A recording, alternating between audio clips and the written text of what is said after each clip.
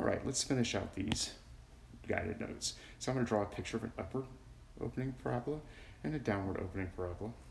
So you notice the upward facing parabola has a lowest point, but not a highest point, because these are arrows in the ends.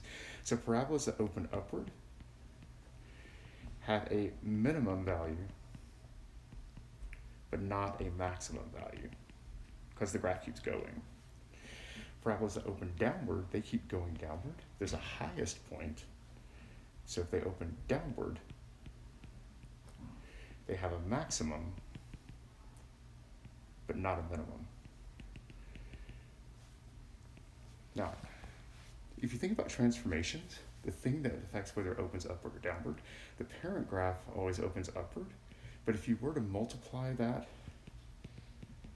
on the outside by a -1, or any negative number really, the parabola would open downward. So it's all about, if I write that vertex form here,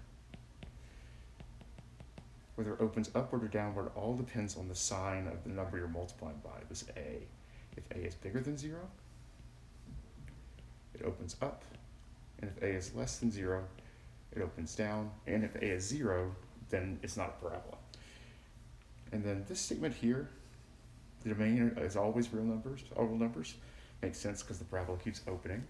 And the range is going to depend upon the maximum or minimum value. So if I had a parabola that had a vertex at say 0, 2, and it opened upward, my domain would be all real numbers. And my range would start at 2 and would be greater than or equal to, because it opens upward. If it opened downward, it would be less than or equal to.